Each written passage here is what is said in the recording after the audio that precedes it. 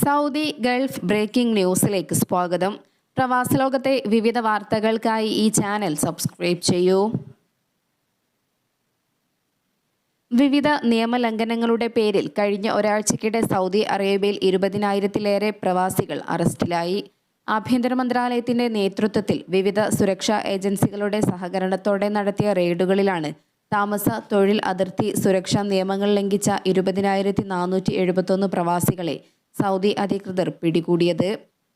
കഴിഞ്ഞ ആഴ്ച അറസ്റ്റിലായവരിൽ 12,972 വ്യക്തികൾ താമസ നിയമങ്ങൾ ലംഘിച്ചതിനാണ് പിടിയിലായത്. 4,812 പേർ അതിർത്തി സുരക്ഷാ നിയമലംഘകരും 2,687 പേർ തൊഴിൽ നിയമങ്ങൾ ലംഘിച്ചതിനാണ് അറസ്റ്റിലായത്. കുവൈറ്റിൽ പ്രവാസികൾ ഉൾപ്പെട്ട കുറ്റകൃത്യങ്ങൾ ആശങ്കാജനകമായ രീതിയിൽ വർദ്ധിക്കുന്നതായി റിപ്പോർട്ട്. ഇതുമായി ബന്ധപ്പെട്ട സമീപകാല പഠനങ്ങളെ ഉദ്ധരിച്ച് കുവൈറ്റിലെ പ്രാദേശിക മാധ്യമങ്ങളാണ് ഇക്കാര്യം റിപ്പോർട്ട് ചെയ്തത്. രാജ്യത്തെ സ്വദേശികൾക്കിടയിലും അധികാരികൾക്കിടയിലും ഒരുപോലെ ആശങ്ക ഉയർത്തുന്നതാണ് പ്രവാസികളുടെ ഭാഗത്തു നിന്നുള്ള കുറ്റകൃത്യങ്ങൾ വർദ്ധിച്ചു വരുന്നത്. മയക്കുമരുന്ന് കടത്ത്, വിസ തട്ടിപ്പ്, വൈദ്യുതി, വാട്ടർ തുടങ്ങിയ യൂട്ടിലിറ്റി മീറ്ററുകളിൽ കൃത്രിമം കാണിക്കൽ, സർക്കാർ വസ്തുക്കളുടെ മോഷണം എന്നിവയുൾപ്പെടെ നിരവധി നിയമവിരുദ്ധ പ്രവർത്തനങ്ങളിലാണ് പ്രവാസികൾ ഏർപ്പെട്ടിരിക്കുന്നതെന്നാണ് പഠന റിപ്പോർട്ട്. ഇതിനു പുറമെ പ്രവാസികൾക്കിടയിൽ വർദ്ധിച്ചു വരുന്ന ക്രിമിനൽ സ്വഭാവം പൊതുസുരക്ഷയെ അപകടപ്പെടുത്തുകയും അവ കൈകാര്യം ചെയ്യേണ്ടി വരുന്നതിലൂടെ പൊതു ഖജനാവുകൾക്ക് വലിയ നഷ്ടത്തിന് കാരണമാവുകയെന്നും റിപ്പോർട്ടിൽ സൂചിപ്പിക്കുന്നു. സലാലയിൽ തിരമാലകൾ ഉയരുമ്പോഴും കടൽ പ്രക്ഷുബ്ധമാകുമ്പോഴും കടലിൽ ഇറങ്ങുന്നതിന് വിലക്ക്. ഖരീഫ് സീസണിൽ നിയന്ത്രണം ശക്തമാക്കിയിരിക്കുകയാണ്. 3 മുതൽ 5 മീറ്റർ വരെ തിരമാലകൾ ഉയരുന്നതായും കടലിൽ ഇറങ്ങുന്നത് അപകടങ്ങൾക്ക് കാരണമാകുമെന്നും അധികൃതർ ഓർമ്മിപ്പിച്ചു. ബീച്ചുകളിലും മറ്റും കൂടുതൽ സുരക്ഷാ ഉദ്യോഗസ്ഥരെയും നിയമിച്ചിട്ടുണ്ട്. വെള്ളച്ചാട്ടങ്ങൾ, വെള്ളക്കെട്ടുകൾ, അരുവികൾ തുടങ്ങിയ സ്ഥലങ്ങളിലും സുരക്ഷാ മാനദണ്ഡങ്ങൾ പാലിക്കണമെന്ന് സിവിൽ ഡിഫൻസ് ആൻഡ് ആംബുലൻസ് വിഭാഗം ഓർമ്മപ്പെടുത്തി. സുരക്ഷാ മുന്നറിയിപ്പുകൾ തുടരുമ്പോഴും മുങ്ങിമരണങ്ങൾ റിപ്പോർട്ട് ചെയ്യപ്പെടുന്നത് ആശങ്ക സൃഷ്ടിക്കുന്നതാണ്. കഴിഞ്ഞ ദിവസം സലാല ഐൻ ജർസിൽ വെള്ളക്കെട്ടിൽ വീണ് സുഡാൻ സ്വദേശി മരണപ്പെട്ടിരുന്നു. ഇത്തരം അപകടങ്ങൾ ഒഴിവാക്കുന്നതിന് സുരക്ഷാ നിർദ്ദേശങ്ങൾ പാലിക്കണമെന്ന് സിവിൽ ഡിഫൻസ് ആൻഡ് ആംബുലൻസ് വിഭാഗം നിർദ്ദേശിച്ചു. മുതിർന്നവർ വെള്ളത്തിൽ ഇറങ്ങുമ്പോഴും സുരക്ഷാ മാനദണ്ഡങ്ങൾ പാലിച്ചിരിക്കണം. നിയന്ത്രണങ്ങളുള്ള സ്ഥലങ്ങളിലും സമയങ്ങളിലും വെള്ളത്തിൽ ഇറങ്ങുന്നത് ഒഴിവാക്കണം. മുതിർന്നവരുടെ സാന്നിധ്യമില്ലാതെ കുട്ടികളെ വെള്ളക്കെട്ടുകളിലോ നീന്തൽക്കുളങ്ങളിലോ കടലിലോ ഇറങ്ങാൻ അനുവദിക്കരുത്. മാതാപിതാക്കളുടെ അസാന്നിധ്യത്തിൽ കുട്ടികൾ വെള്ളത്തിൽ ഇറങ്ങുന്നത് മുങ്ങിമരണം ഉൾപ്പെടെയുള്ള അപകടങ്ങൾക്ക് കാരണമാക്കും. കുട്ടികൾ മുങ്ങിമരിക്കുന്ന മിക്ക കേസുകളിലും കുടുംബത്തിൻ്റെയും മുതിർന്നവരുടെയും അശ്രദ്ധ പ്രധാന കാരണമാണ്. വാദികൾക്കരികിലേക്ക് പോലും കുട്ടികളെ അയക്കരുത്. ജലമൊഴുക്കുന്ന സമയങ്ങളിൽ ഇത്തരം സ്ഥലങ്ങളിൽ മുതിർന്നവർ പോലും എത്തുന്നത് ഒഴിവാക്കണം. മുന്നറിയിപ്പ് അവഗണിച്ച് നിരോധിത സ്ഥലങ്ങളിൽ ഇറങ്ങുന്നവർക്കെതിരെ ശക്തമായ നിയമ നടപടികൾ സ്വീകരിക്കുമെന്ന് അധികൃതർ മുന്നറിയിപ്പ് നൽകിയിട്ടുണ്ട്. നീന്തൽക്കുളങ്ങൾ ഒരുക്കുമ്പോഴും അവയ്ക്ക് ചുറ്റും വേലികെട്ടി കുട്ടികൾക്ക് എത്തിച്ചേരാൻ കഴിയാത്ത വിധം സുരക്ഷിതമാക്കണം. ആഴം കുറഞ്ഞ നീന്തൽക്കുളങ്ങളിൽ രക്ഷിതാക്കൾക്കൊപ്പം വേണം കുട്ടികളെ ഇറക്കാൻ. ലൈഫ് ജാക്കറ്റുകളും ധരിപ്പിക്കണം. കുട്ടികൾ മാത്രം ഉപയോഗിക്കുന്ന നീന്തൽക്കുളങ്ങളിൽ അമിതമായി വെള്ളം നിറയ്ക്കരുത്. ഉറപ്പുള്ള കൈവരികൾ നിർമ്മിച്ചിരിക്കണം. ഒമാനിലെ തൊഴിൽ നിയമ ലംഘകരെ കണ്ടെത്തുന്നതിന് സെക്യൂരിറ്റി ആൻഡ് സേഫ്റ്റി സർവീസസ് പരിശോധന ശക്തമാക്കി. ഈ വർഷം ഇതിനോടകം 12,000 നിയമലംഘകരെ പിടികൂടുകയും നിരവധി വിദേശികളെ നാടുകടത്തുകയും മറ്റുള്ളവരെ ബന്ധപ്പെട്ട അധികൃതർക്ക് കൈമാറുകയും ചെയ്തു.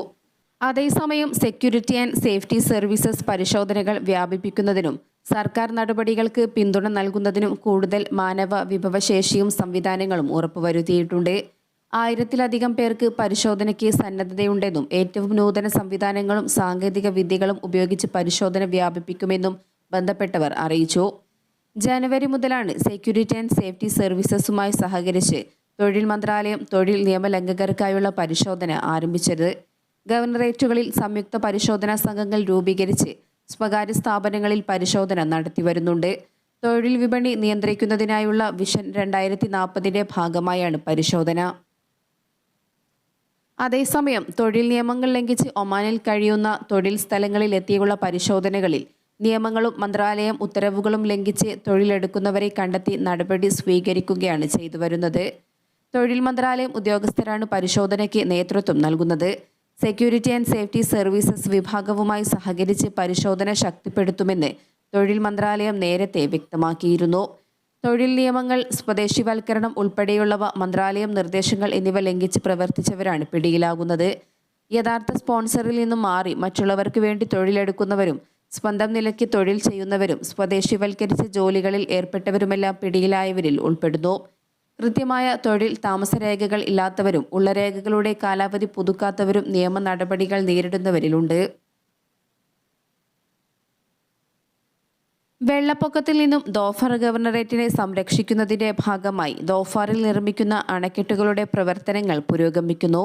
സലാലയിലെ വാദി അനാറിലൊരുക്കുന്ന അണക്കെട്ടുകളിലൊന്നാണ് 81% നിർമ്മാണ പ്രവർത്തനങ്ങൾ പൂർത്തിയാക്കിയതായി കാർഷിക മത്സ്യബന്ധന ജലവിഭവ മന്ത്രാലയം അറിയിച്ചു.